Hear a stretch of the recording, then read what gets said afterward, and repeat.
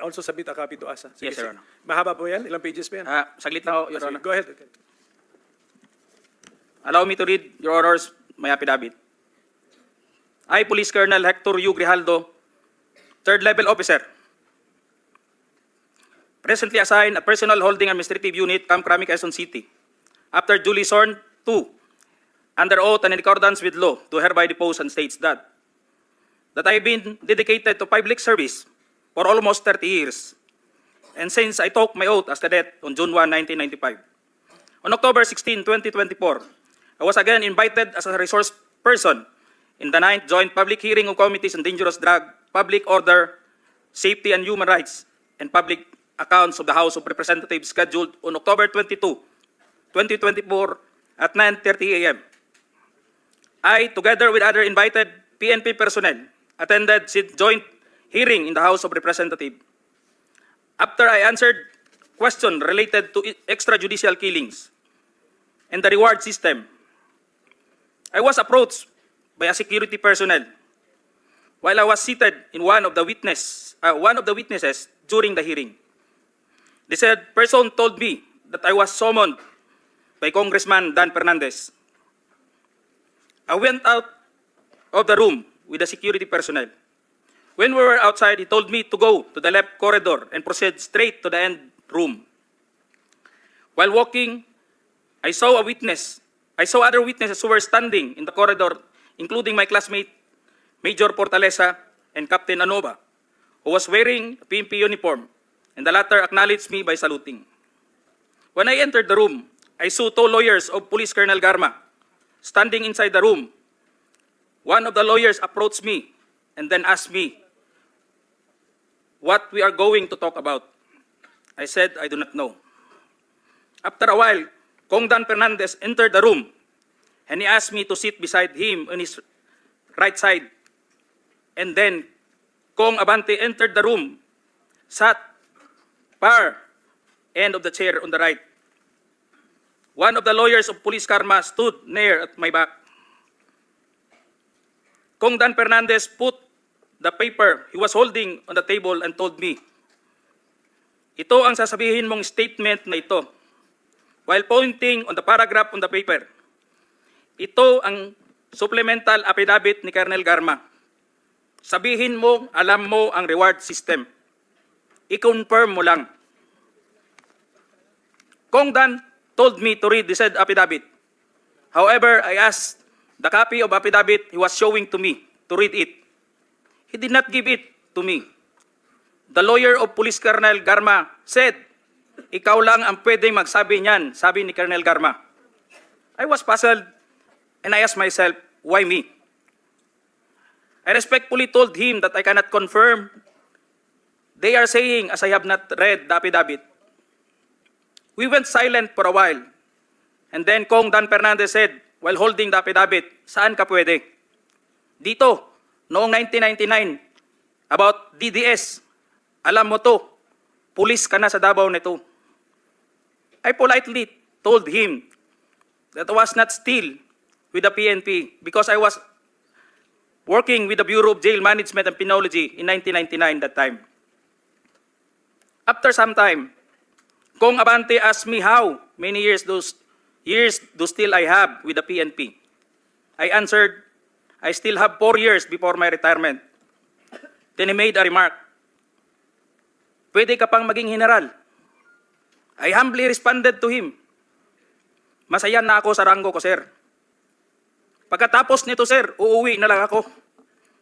At magtatanim na lang ako ng kamote sa amin. The cordial conversation between us continued. And I felt that they wanted me to convince me to do what they wanted me to do. Then Kong Abante asked me where I serve as a chief of police. To which I answered, Mandaluyong City Police Station, sir. Kong Abante then persuaded me by saying, ikaw naman, Colonel, ganito na lang. Alangan namang walang insidente o pangyayari sa panahon na yon. I answered, and I served as a COP in Mandaluyong during the COVID-19 pandemic, and there were less crime committed. and we did not receive any reward from anyone. I added that we only received funds, additional MOA or support fund, from the Peace and Order Fund of the LGU. I then respectfully told Kong Dan Fernandez that anybody can debunk my statement if I confirm the testimony of Colonel Garma about the DDS in 1999, since I was not a member of PNP at the time. And I have no personal knowledge as to the reward system. Additionally, I said, the work of the policemen are noble and requires great sacrifice, even without the reward or award. It is our moral obligation and a call of duty to serve our country and people. Then Kong Dan asked me, si Colonel Garma, anong masabi mo sa kanya sa Barayuga? I politely told him I cannot comment on the case. When I respectfully answered him, Sir, mahirap yan.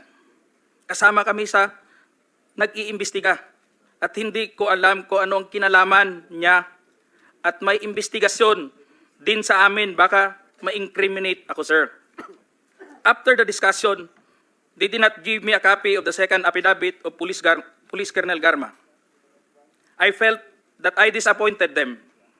Kong Dan Fernandez and Kong Abante left the room, while I and the two lawyers of Police Colonel Garma stayed in the room for a while. I presume that they are about to present the second affidavit of Police Colonel Garma. I asked the two lawyers of Police Colonel Garma why they have chosen me. They did not answer me and just stared at me. And that I went back to the hearing room. When I went back to the hearing room, I immediately called the attention of Police Colonel Lito Patay, who were sitting behind the witness table. We proceeded at the back of the lobby area when they suspended the hearing.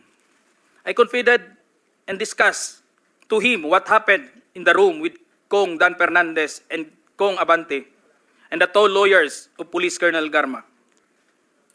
That's all, Mr. Chair. Thank you, Colonel Grijaldo. What motivated you to speak before this committee?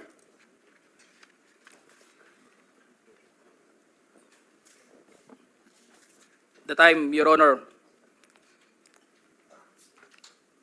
I was insulted and it is very offensive, and I think it is inappropriate for anyone to act like that. Meaning, you feel that you are being coached to make that statement? Yes, Your Honor, I feel I be corrupted to make that statement, Your Honor. Just because at the time, habang nag-uusap-usap, habang nagkakaroon ng deliberation doon sa hearing, Your Honor, hindi ko alam kung may present nila si Colonel Garma at that time, Your Honor, na mag-ano nung second supplemental, ay yung supplemental affidavit niya. So do you feel harassed? Did you feel harassed? It's an harassment and very offensive, Your Honor, and uncalled for anybody. At that time, I was wearing my uniform You're wearing your as uniform police officer. and you are being told to lie. Parang Am I correct? gusto nilang magsisinungaling po ako, Your Honor. So, Colonel Grijaldo, I would like to thank you for your courage. I'm sure maraming police ngayon nanonood, and if you have observed, mabuti na nagsalita ka, dahil if you have observed, the way they are treating policemen and the Quadcom, it's very hard. I feel them. I feel them. Because naging police din ako. Kapag sasabihan ka lang, answer yes or no. You can only answer yes or no. You're not allowed to explain yourself. So, para bang you are being deprived. You are being deprived of your right to explain yourself. Kaya lalong-lalo na kapag ikaw itinuturuan na itong sasabihin mo, itong paragraph sasabihin mo, o dito, pwede ka ba dito? So, that's very inappropriate and it's very irregular for a lawmaker making an investigation in aid of legislation to make that kind of approach to a resource person na parang pinipilit na itong sabihin mo, iko-coach ka, ito, pwede ka ba dito? Para ang lumalabas na meron talaga silang preconceived na goal na kung anong dapat lang mahit dito, kaya gina-guide yung magiging statement mo. Am I correct? Yes, Your Honor. So ngayon, Mr. Chairman, kung nakikinig yun ang Philippine National Police, lalong-lalo na yung liderato ng Philippine National Police, I don't know what's his reaction with the statement of Grijaldo, because Colonel Grijaldo is just, I congratulate him for being so courageous enough to speak up for the truth in behalf of all the policemen na parang winawalang hiya sa mga tao na dapat hindi magwalang hiya sa inyo. Kung nakikinig yun ang CPNP, I hope this is your person, this is your man. Dapat dipinsahan ninyo ito. Huwag ninyo itong ilagay sa litsunan. Huwag niyo ilitson itong tao na ito because he's standing for the PNP. Na dapat hindi ganun ang treatment ng mga resource person pagdating sa investigation. Kasi parang ang baba ng tingin sa inyo ng nag-iimbestiga sa inyo. Yun lang ang nakikita ko, masyadong mababa. That's all, Mr. Chairman. Thank you, Congratulations. And we'd like to thank you for standing up. Your time has also expired. But sige nga, the long and short of it, yung may clean kwento, kasi hindi ko naman napanood buong Quadcom Kayo ba ay tumistigo sa Quadcom din, finally? Nagsalita rin kayo ron? Yes, sir. We were already at the... Nag-affidavit ka doon? Nagsabit ka Wala po kaming inapidabit. We're just... So, ilang tanong lang ang sinagot mo doon? Ilang tanong? Tungkol saan? Anong The topic? last time that I was asked by Congressman Paduano, it's all about the operation sa Oron, Your Honor. Oron? Sa Oron, One particular operation? Yeah. Sa first appearance mo? Second appearance mo? Anong Your topic? Honor, the first appearance on September 27, it's all about about EGK that time, Your Honor. Sige, basta wala kang affidavit, so makikita No, Your na Honor. natin. Okay, so, my colleagues, no, the President is getting tired. So kung meron tayong questions for the address to the former President, tanungin na lang natin. Sir, okay ka lang, sir? Sir, I'm good until 4 o'clock. Yeah, I know. 5 na, sir. 5 na. Totoo, sir. 4 a.m. 4 a.m. He's referring to 4 Hindi ako a.m. nagpapatawa. Yes, I know that, Mr. President. Mr. Chairman, Okay, so- just to clarify, and I hope I didn't miss anything.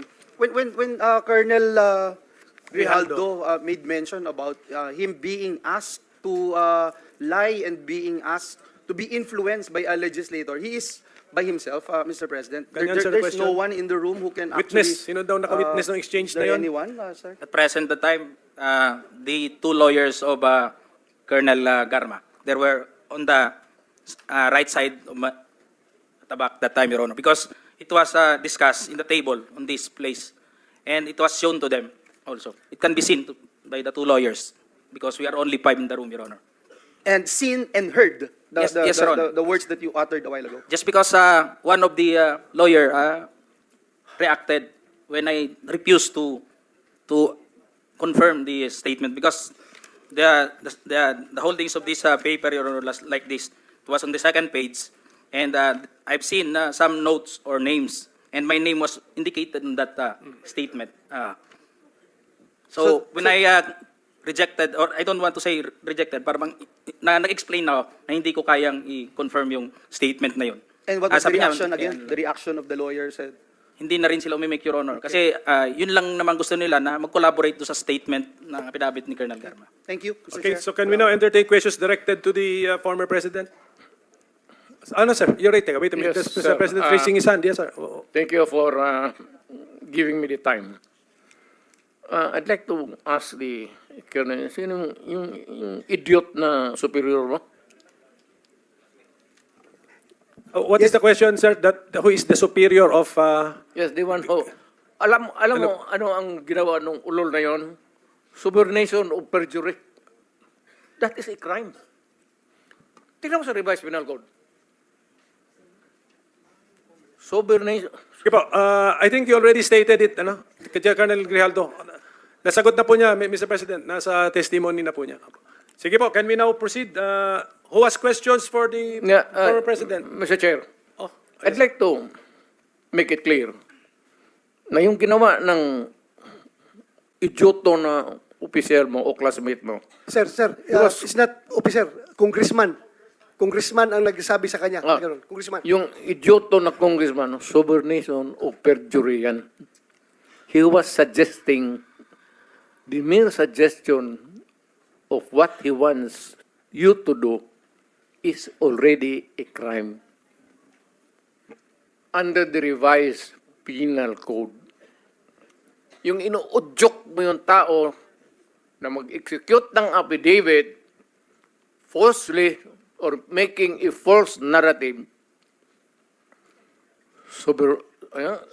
subornation of perjury. Yes, that's a crime under the Yes. revised penal code. Yes, sir. Thank you. Sige sir, because okay, we are operating under time constraints. So sabi ko kanina hanggang 3 o'clock lang tayo. But sige, but Wait, can we- gusto ko lang habulin yung classmate mo. Ay, yung congressman. Parang papailan ko ng kaso. Total, hindi ko na kailangan yung affidavit mo. Your narrative here is under oath. Hindi ko na kailangan yung affidavit mo. All I have to do is to take out your statement the basis of filing a case of subornation. Our of- transcript of records will be available to anyone who will request, Mr. President. Okay. Chairman, just a quick manifestation. Sige, go ahead, Senator Bato. May I move that Colonel Grijaldo be recommended to the Mother Committee to be under witness protection program because he might be very vulnerable to counter attacks from this congressman na sinabi niya. So baka pwede lang, Mr. Chairman. Sige, we will have to study well the situation of Colonel Grijaldo. So we will refer it. We'll communicate with the Mother Committee.